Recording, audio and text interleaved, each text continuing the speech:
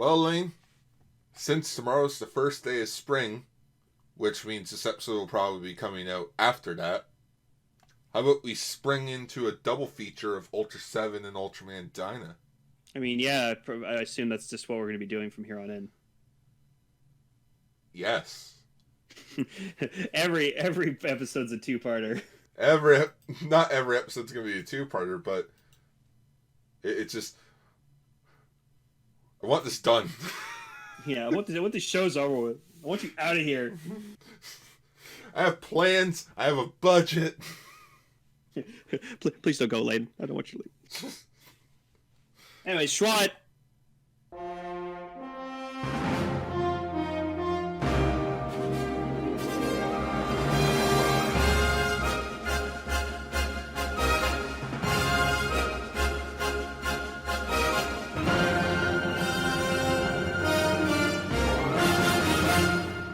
Greetings, everyone, and welcome to Ultraranger, the show where we talk about Ultraman's past, present, future, Godzilla, and all cut you in between. I'm your co-host, Ultralane. And I'm your host, Ultragar. Since I'm Robo-Lane now, should I be Ultroid Lane? Ultroid Lane? Yeah, like Ultroid Zero. I mean, if you want a tiny person piloting you. Sure, yeah, no, I want Yuka freaking piloting me. Anyways, hi everyone. We're here to talk about more Ultraseven, more Dyna, and whoo! There's just is it just me, Gar? Is it a little serious in here? A little dark, a little cold. Yeah. Fuck. Like if you're tuning into Ultraranger to hear like us talk about like humorous parts in these episodes, oh, you're not gonna find any humor here. Absolutely not. First episode's cold. Second one's about like, oh, humanity should be doing this, and then we got a fucking epic two-parter in Dyna. Yes. So we're in for a lot. So yes, for this episode we are talking about Ultraseven episode 25 and 26, as well as Ultraman Dyna episode 25 and 26. I'm so happy we have both of those like equal. For now. Yeah, because like isn't Dyna's longer, right? Dyna is 2 episodes longer. Okay. But I somehow stretched out into a 3-part season 4 finale. Wow.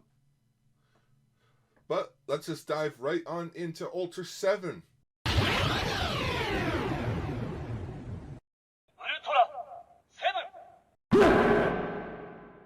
So episode 25, showdown at 140 degrees below zero.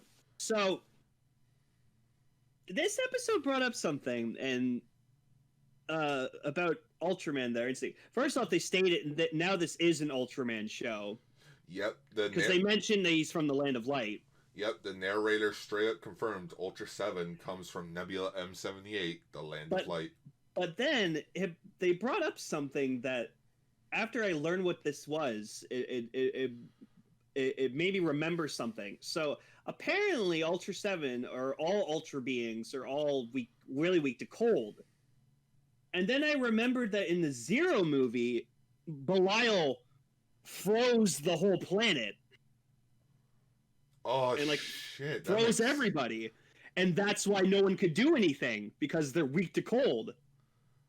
Oh shit, that makes sense. I was like, holy shit! They thought of this like so far back, and then they referenced it in the movie. And I was like, god damn. Like Dyna is the same too. In the Dyna episode we're talking about, also got frozen, got fucked up super badly. Oh man, what perfect timing. What fucking bitches. Why are they like 40 to 50 meters tall, can do all this cool shit? Oh no, we're weak to cold. We can't put on a simple jacket. No. Okay, so I found out their weakness. Anyways, yeah, so like I picked up on that and I was like, wait a minute, that happened in the movie. They like everyone froze. So I was like, shit. But yeah, like so I found that out because I've been watching the Jonius anime with my friends on the Ultraman Discord. Mm-hmm. And they mentioned once, it's like, oh yeah, they're weak to the cold. And I had to be the one to ask it, but they fly through the vacuum of space, which is known to be known as the coldest place in the entire known universe. Perfectly fine. Oh yeah, that does make sense. Holy shit! Wow. But I guess it's like actual cold, not like flying through space cold. Yeah.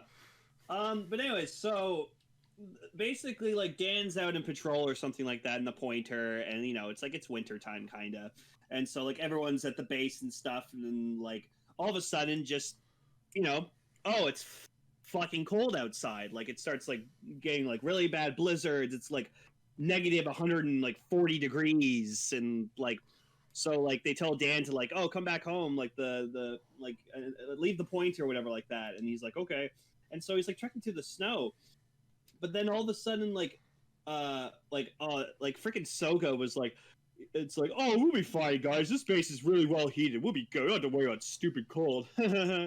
And then the generator gets frozen and shuts down, and they have to like go down and fix it, and like the entire base is frozen over, and like if they don't fix it soon, like everyone in the base is gonna freeze to death. All 300 members are gonna freeze to death. Yeah, and then so like it keeps cutting between like them trying to fix the generator in the basement of the base, and like and then it cuts back to Dan like just trotting through the fucking snow, and and then that's when we find out like, oh, ultra beings are weak to cold, and I'm like, oh, that's like a pretty like specific weakness. It's like, okay, and apparently he only has like 5 minutes or something like that before like he like his solar energy like can't protect him anymore. I'm just thinking of the Simpsons movie where it's like, yes, I can. No, you can't. No, you. Oh, so much. So then we meet the villains of this episode, the alien pole, and just guys, Subaraya, you can't make an alien race and give them a super high pitched voice. That's not intimidating. I mean, it wasn't Roger Rabbit. That was terrifying. But not when they're little teeny tiny aliens and they're like, Ultraseven. It's just, this episode was taking itself very seriously until we got to the halfway point where Ultraseven, Dan face plants into the snow. And then he hears Alvin from Alvin and the Chipmunks talking to him, saying that they've done this before and they're going to cause a third ice age. I was thinking when I heard this, because I heard their voice, and I was like, oh god, like, and I just thought, oh, Gar's gonna laugh his ass off to this. Yes, like, instantly when I heard them, I just laughed. Yeah, no. So yeah, you were saying like apparently they were apparently responsible for the first ice age and the second ice age. Yeah, and I'm like, oh, so you guys did. It's like, yeah, but y'all survived it. Humanity sucks, so we're gonna come back here to do it again, and we're gonna use your planet for something. Oh my! Once it's frozen over. Oh my goodness! It's the president of Blue Sky Entertainment. They keep wanting to make Ice Age sequels. But like, I swear to God, every fucking alien we've ever, or alien or monster we've counted in this show, everyone knows who Ultraseven is. He gives off radiation, probably. Who knows? Yeah, or like he's like, because like no wonder Ultraseven's so fucking like a fucking big deal. You know what Ultraseven is? What? He's the Superman of Ultramen. Yeah.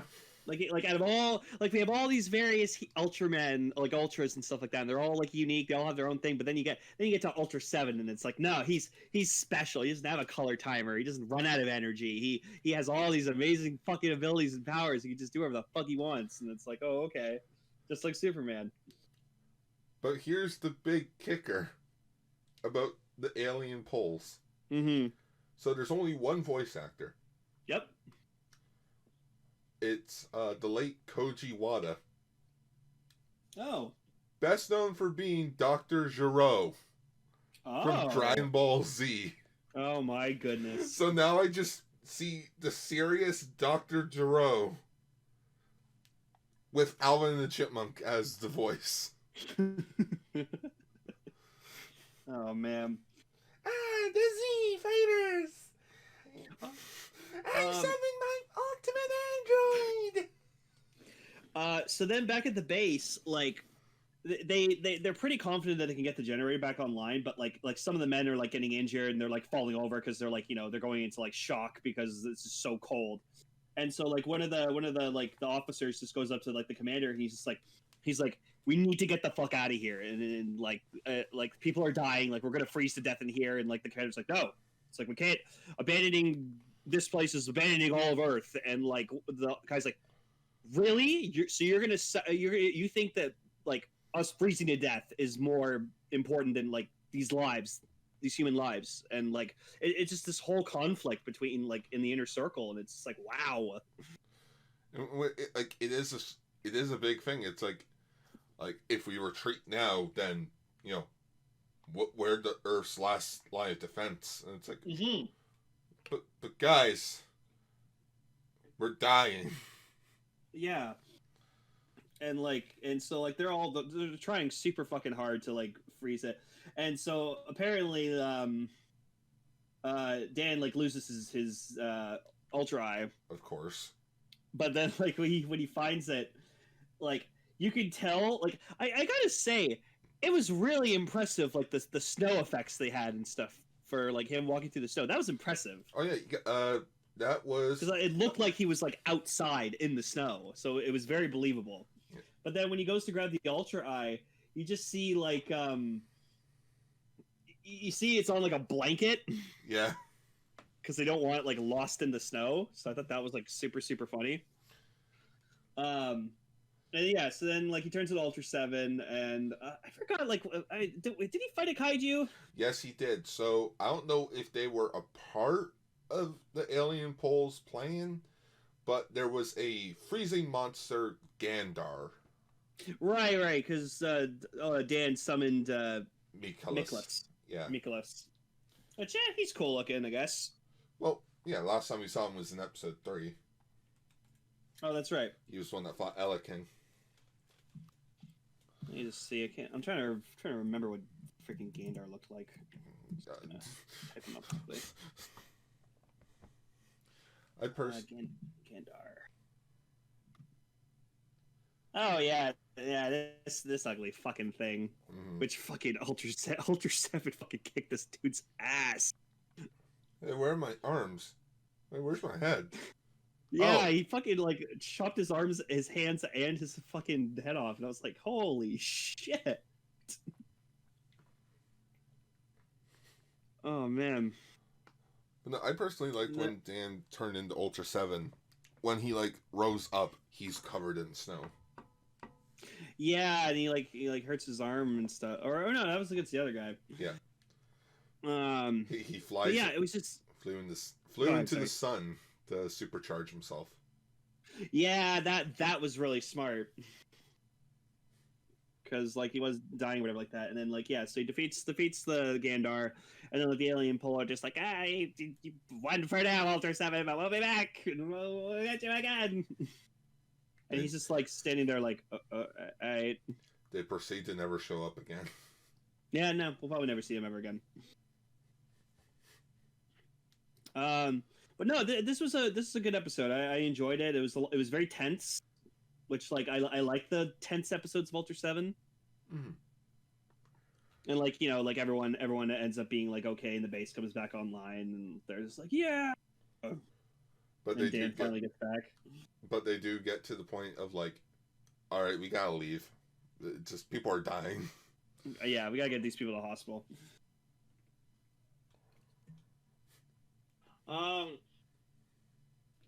So then episode 26, the super weapon R1. So this was a very interesting episode. So basically these scientists have like developed this weapon that apparently is more powerful, like I think, than like 3,000 hydrogen bombs. Yep. So that's really fucking powerful. So powerful it blew up a planet. Yeah, and they're talking about this weapon, and you can just see on Dan's face, like, because like he's Ultra 7, right? So he's not a human being, and he's just like, I do not like this one fucking bit. And so like they want to go test this weapon out or whatever on a planet, and like Dan like immediately like goes to like talk to make them cancel the test because like he just doesn't approve of this. And Furuhashi stops. He's like, no, like this is our only line of defense or whatever like that. Again, it's like whatever it comes their way. And then it's just like, well, what if someone else comes and like they make even more powerful weapons because of what we made? And it's like, oh, we'll be ready for anything. And it's like, no, man, like that's not good. You don't make something like this because it's just like it's only going to make things worse. You guys wasted Earth's resources to make a bomb. Yeah, and so like they're going to use it on Planet Grayon, a uninhabited planet. Uninhabited in fucking air quotes here. Yep.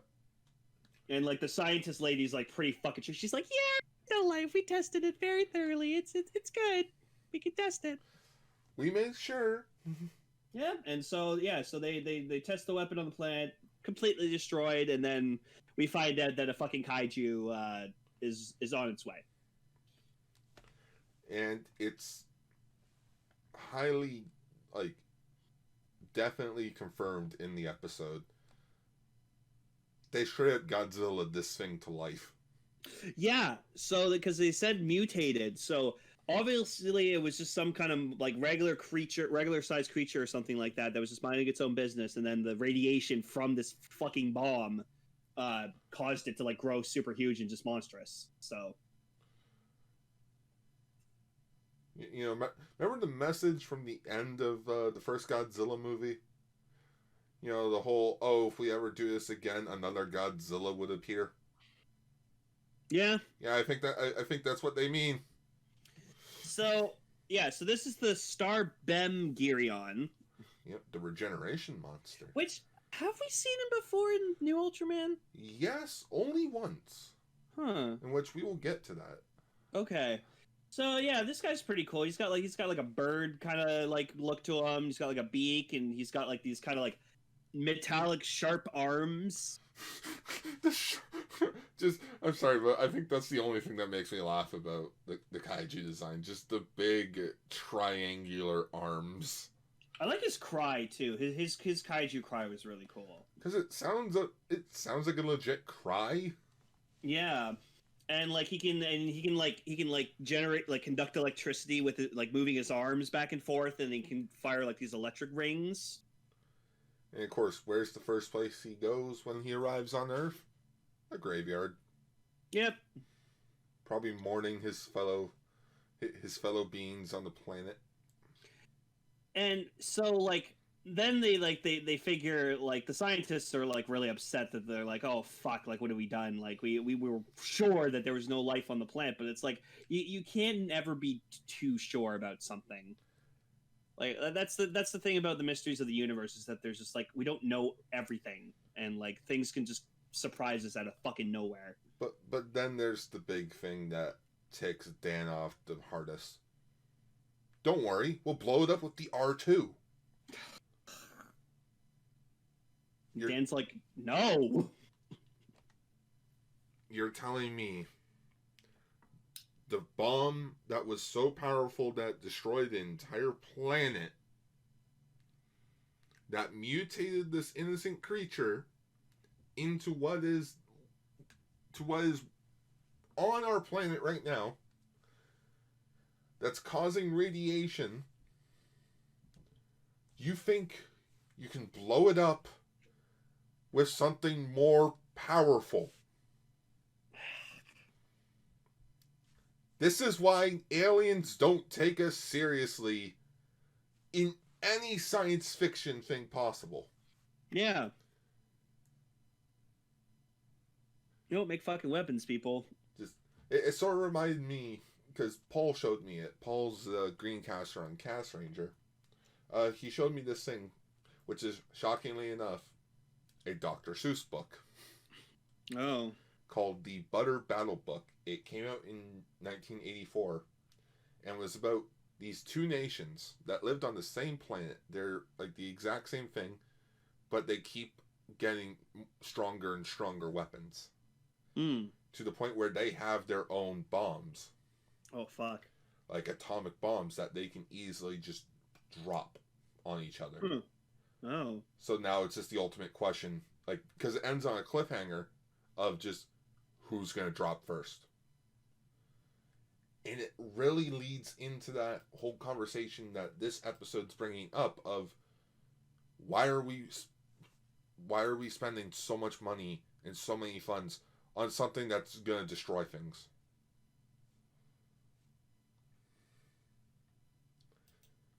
Yeah, and people complain Ultraman doesn't tackle serious things. Oh, giant rubber monster suits. And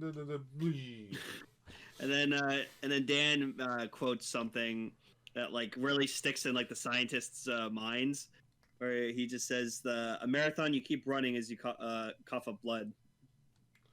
Because it's an endless cycle of just making more stronger and stronger weapons. Yeah. And just yeah, so this thing's like fucking just destroying shit, and like they're like, we have to fucking defeat this thing somehow. And so like Dan just immediately rushes to go to fucking become Ultraseven because he's just like, I gotta take down this thing myself. Mm-hmm. Yeah, I like how he actually has a struggle with taking it down. Yeah, because like he hurts his arm and stuff like that during it, and then and so yeah, and he fucks this thing up pretty fucking hard, I gotta say. He freaking rips off one of its arms so that he can have an advantage. Yeah, I was like, holy shit. And in the end, not even an explosion that killed it. No, took his eye slugger, slit the thing's throat.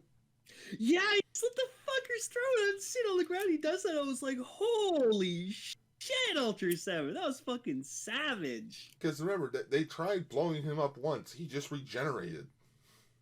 Yeah. So it's like, no, you just straight up have to kill this thing. Yeah, okay, I'm reading the notes here.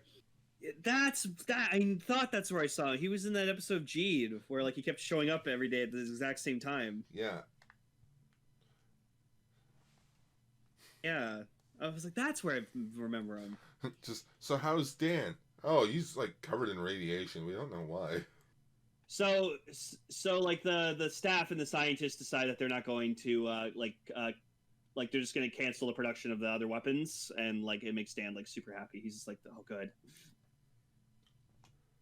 So it's sort of funny that there's a chipmunk there, like in Anne's little like hospital.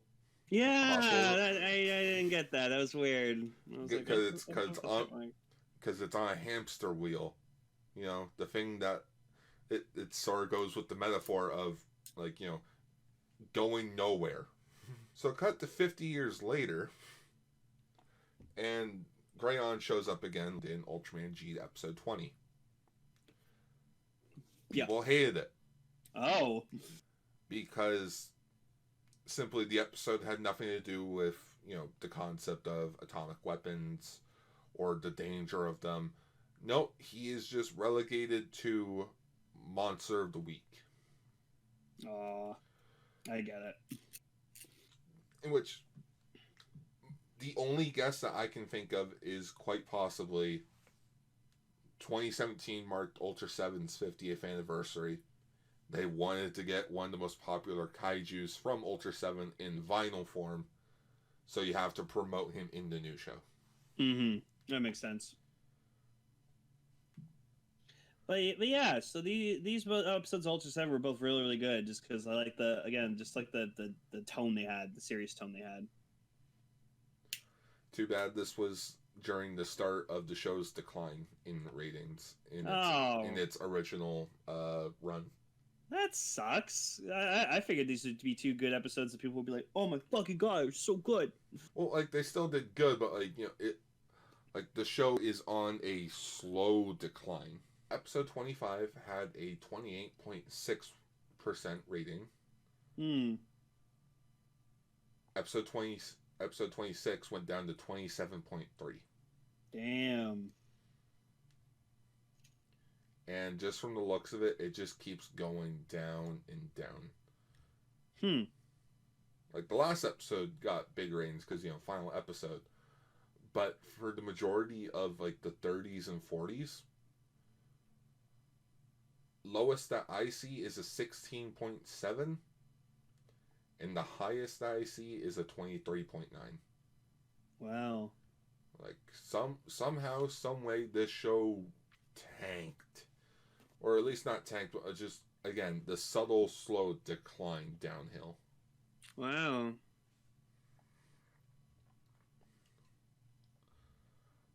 But just from watching these 2 episodes, they were magnificent. Yeah, I love them. So let's get on to Ultraman Dyna. Oh yeah.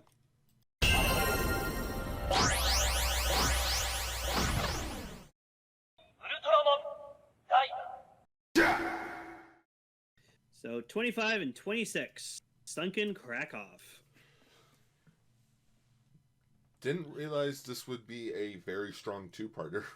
Yeah, no, cause like I saw that episode, I'm like, this isn't ending like yet, and then like I heard the narrator just talking at the end. I was like, is this a 2-parter? And then I saw, oh shit, it is. I was like, huh. So the TPC finished working on NSP Campella. Ninja Sex Party? Oh my goodness. Ninja Brian, we just became Ultraman. Just thumbs up. Yeah! Now we can explore the cosmos and find all the hot space babes. But Campella is actually a experimental artificial sun for the Mars base. Yeah, that's weird. How's it weird? Because you don't try to remake the sun. It doesn't work. Like, do you remember Spider-Man 2? Oh yeah. Yeah. Don't try to fucking remake something that's from Mother Nature. Don't do that. And second of all, like, they're like, oh, you're gonna go to the South Pole and stuff like that. And they have another fucking underwater base. Stop it! They don't work. They don't fucking work because they're literally, you're fucking, like, they're tombs. If something happens, you're all fucked. You're done.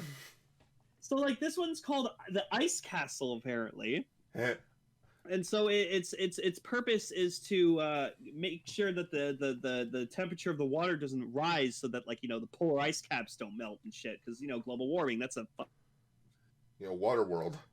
Yeah. Which Waterworld, they should remake that movie because I think they'd be really good now. Mm-hmm. Just yeah. So we get this one scientist, and like he has like the 7-year-old daughter, and like she sent him like a disc with like a singing a song, which it's the Dyna ending. I noticed a lot of people just sing the Dyna ending in the show. Yeah. So like fucking Ultraman Saga. It's used as like they use it in the same tone of like the melodramatic song. It's so weird.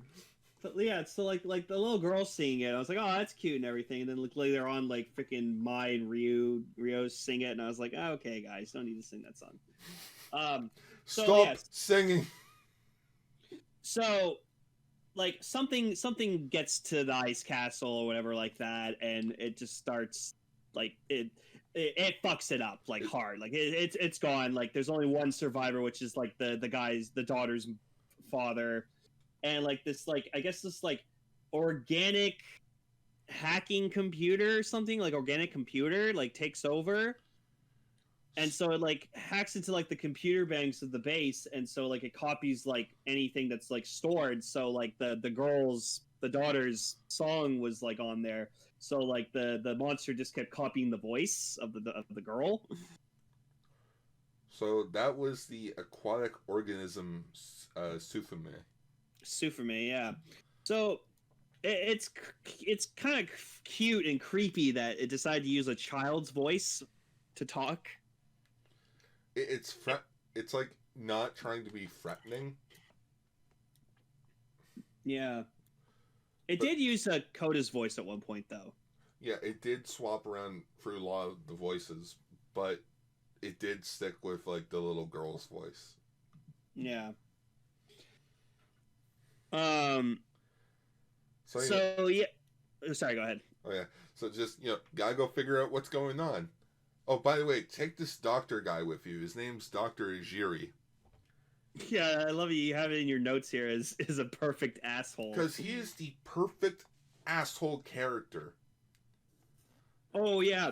As soon as he was like briefing the Super Guts team, and he's like, now you will heed to my every order, like no matter what. And I just sat here. It's like, oh, you're one of those fucking guys, aren't you? I'm like, they're not gonna listen to you at all, buddy. Just if they wanted to, they would have pulled a Men in Black scene with like Asuka rubbing his head with the middle finger at him. Just yep. Oh, that's you. Sorry, I'm allergic to bullshit. I love that line, iRobot.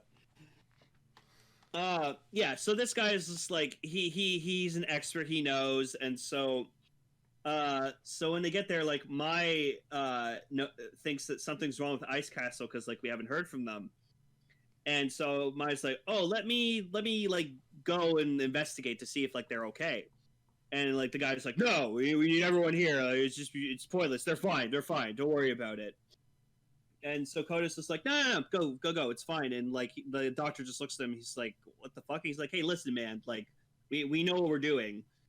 And so then Rio decides to go with Mai because this was actually a very heavy Mai episode.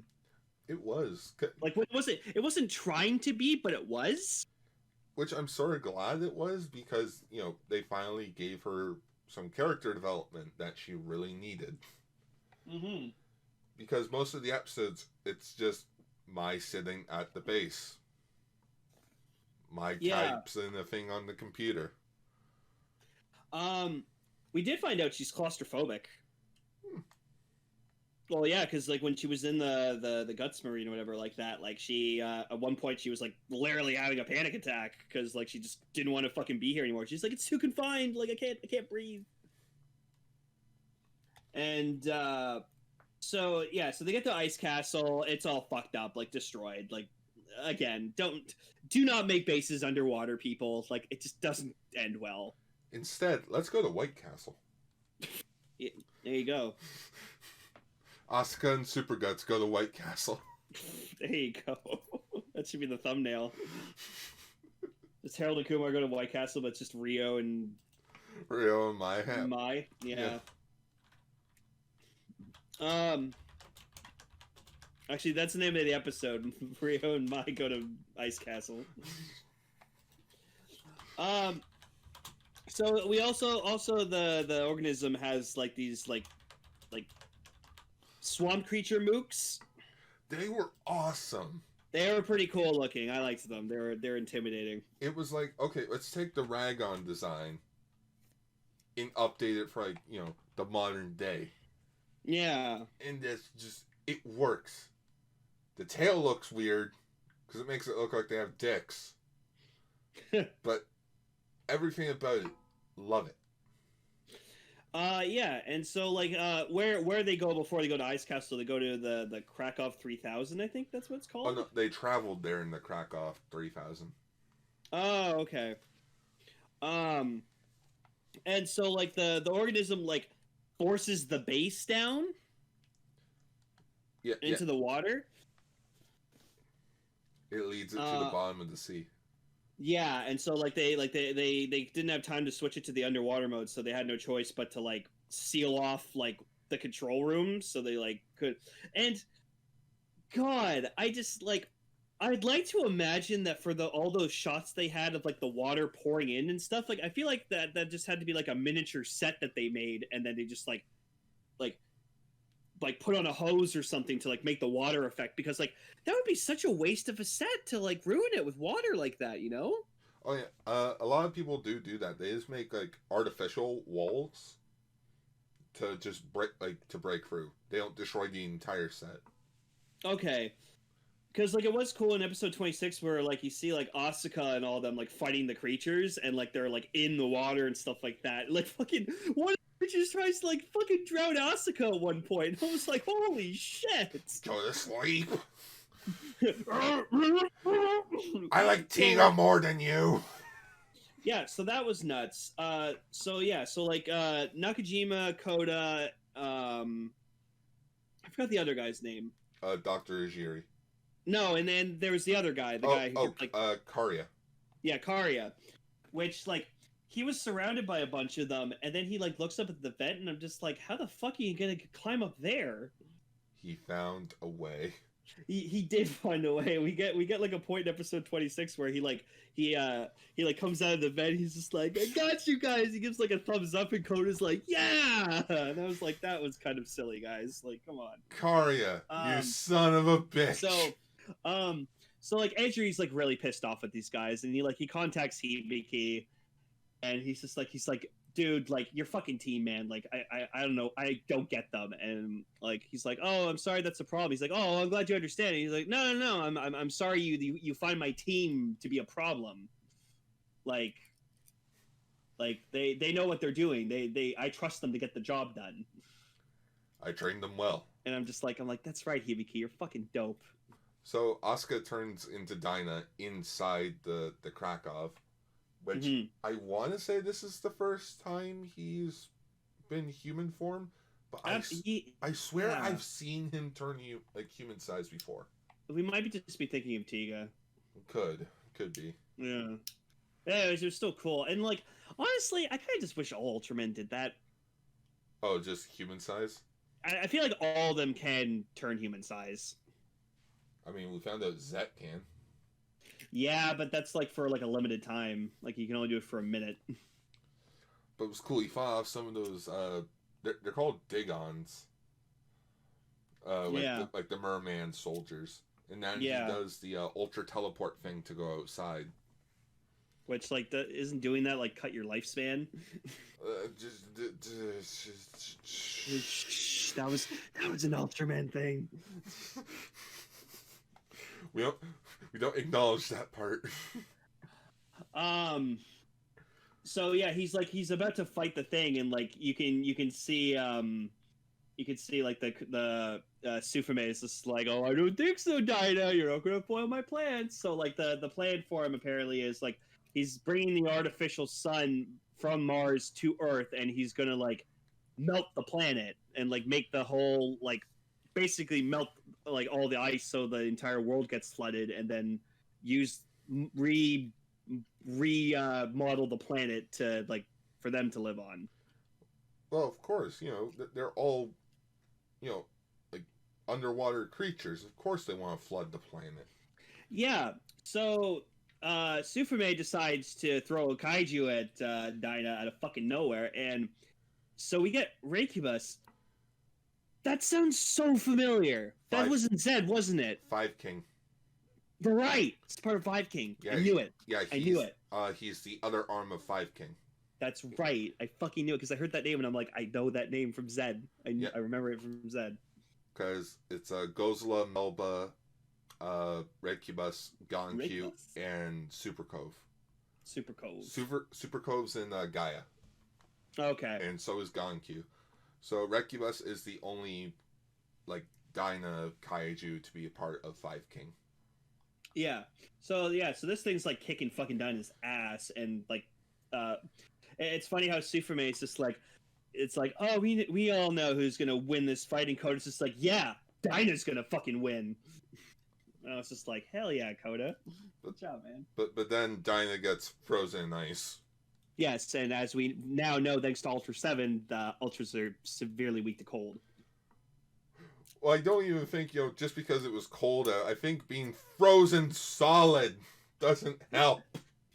Yeah, so then we cut into episode 26, and so Koda and Nakajima realize, like, okay, if we're gonna, like, stop this thing from happening, like, from, like, getting what it wants, like, So at first, like the TPC is like, okay, we're gonna send some jets into space and we're just gonna destroy the artificial sun, and like so like the one of the officers is like, that's a real shame. Like we poured so much into the resources into this, and we have to destroy it. Uh, they are unsuccessful. They get blown the fuck up immediately. So it's like, what are they gonna do? Fuck it, blow up the Krakow. Yeah, and like they use and they have like keys on necklaces, and they're like, oh, we're gonna use these keys and like insert into the thing, and like, freaking. The professor's just like, he's like, what are you guys doing? Like, no, don't, I'm not going to be fucking sacrificed, because like he's just being like a full-on coward and trying to escape. And Coda's like, where the fuck do you think you're going to go? We have 2 hours before this thing like reaches Earth and blows us up. And he's like, I'm not going to fucking die this way. And I'm just like, wow, I'm like, you are not helping the situation at all. Would you prefer if I shoot you with my gun? Yeah, would you like to die now or die later? Your choice. And so then like a bunch of the mooks or whatever, they like the Digons like come in and they start trying to fuck them up. And so like Koda or like Nakajima gives him his gun. He's just like, fucking help, like blast them. And like he tries to get a couple, but then he's super scared, so like he just really can't do anything. And then like Mai and Rio, they realize like they need to get back to the Krakow, because if Mai can get there, she can like do something with the computer to like restore the system so they can stop it. But the only way that they can get in is through this little like narrow hole, which they can get in through with a missile. But Mai is just too fucking terrified. She thinks that they can't do it, which she's like scared out of her fucking wits. And like Ryu fucking slaps her across the face.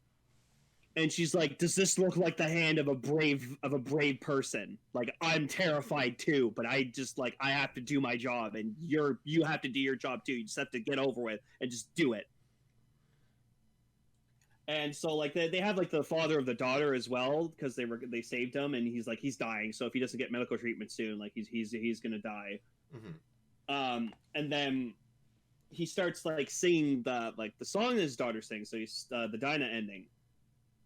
And like so then like Rio starts singing it too with Mai to like kind of calm her down so she can like get through being launched into the hole. Mai, are you all right? I personally prefer Brave Love Tiga. Are they gonna take me higher? We can't sing that song. Budget cuts. Yeah. And so then like they get the courage to do it, and like it looks like, oh, Sufume's gonna like block the way in, but then Rio's just like, no, fuck you, and like blasts it. So then we cut to Asuka, and he's like frozen. He feels like he's basically ready to give up, because he feels like he reached his limit. And so he sees his dad, like an image of his dad. I think that was Dyna talking to him. Just using his dad as a physical form. Yeah. And so he's like, so his dad's like, you got this, you can do it. And he like walks away. He's like, no, don't leave me alone. And like how I figured out that that's Dyna talking to him. He's like, you're never alone. Because like Dyna's inside him. And I feel like if this was like a modern Ultra series, this is where like Dyna would have gotten his super form, you know? Yeah. Yeah, he would have like unlocked that extra power inside of him, and then like he becomes Super Dyna. You know what? I'm gonna go with that with headcanon. That is Dyna. Yeah, it's Dyna. Talking to him in like a form that he knows like would help Asuka, like his dad. Because I think if it was just Dyna talking to him, Asuka would have been like, "And now I've gone crazy.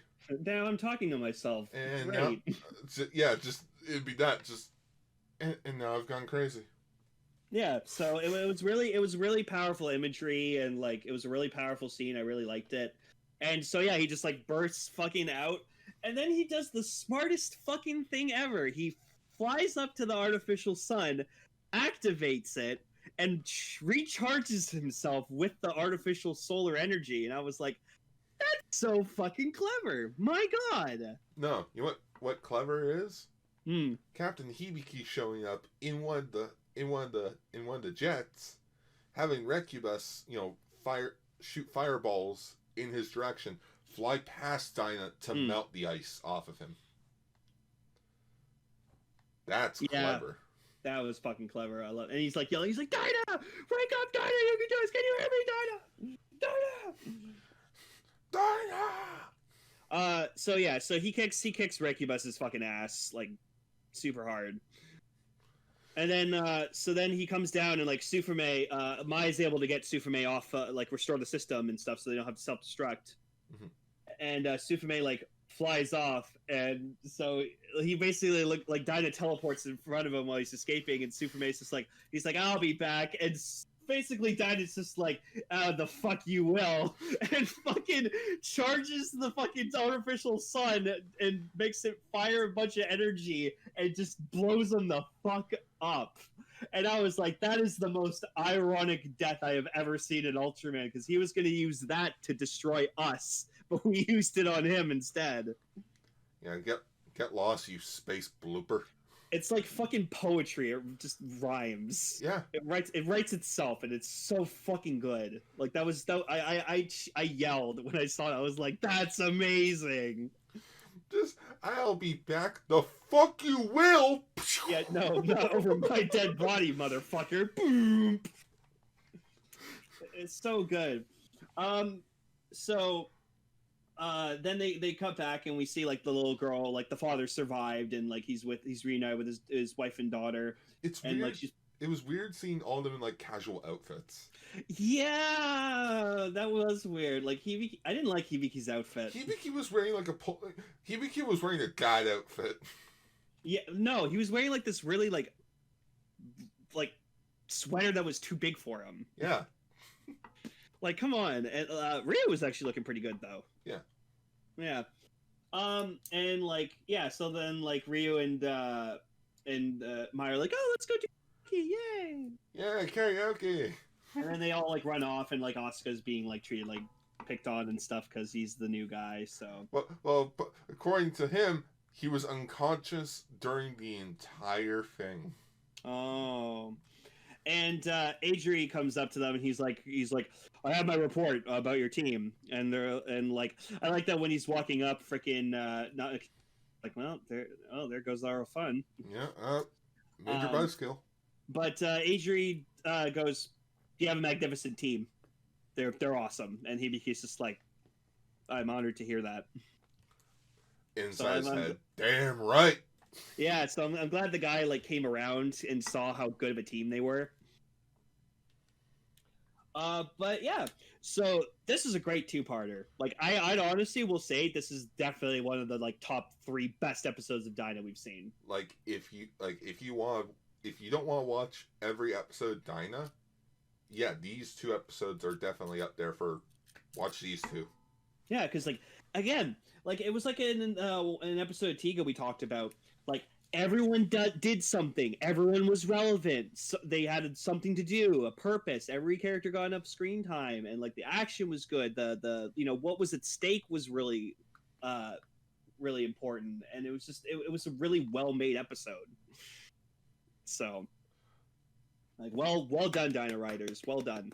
Also, according to the Ultra Wiki, this counts as the first time Dyna ever got his ass handed to him by a kaiju. Yeah, no, and you know what? That's a thing. Like, I like that Ultraman Dyna, like, or like Ultraman, like when they get defeated, and sometimes because it's just it helps them grow. Yeah, yeah. Because like Zed thought he was like this all powerful badass Ultraman, and then like all the other Ultras are just like, slow the fuck down, kid. Like, you have a lot to learn. We got this. Yeah, that's he why doesn't Zero even know where he's going. Yeah, that's why Zero sends him to Earth in the first place, because he's like, okay, this kid's annoying. He needs to learn some lessons. He needs to fucking grow. This will teach him.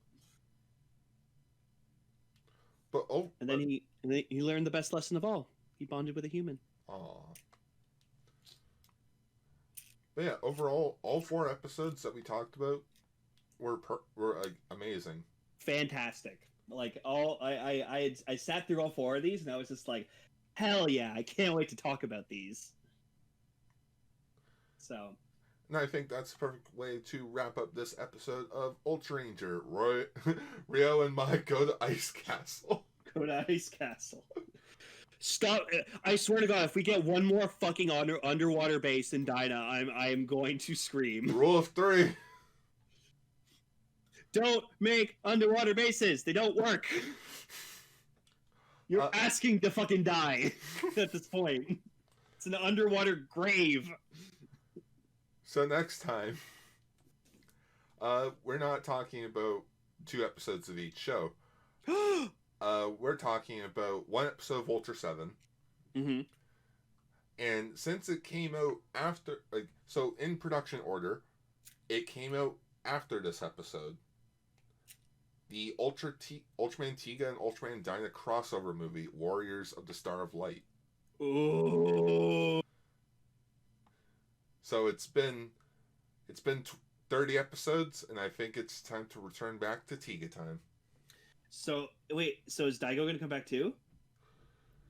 We'll get there. Oh, we're gonna see everyone. We're gonna see Hori. We're gonna see Shinjo. Yep. Oh my god. So we'll see you all next time, and as always, schwa for now. Schwa for now.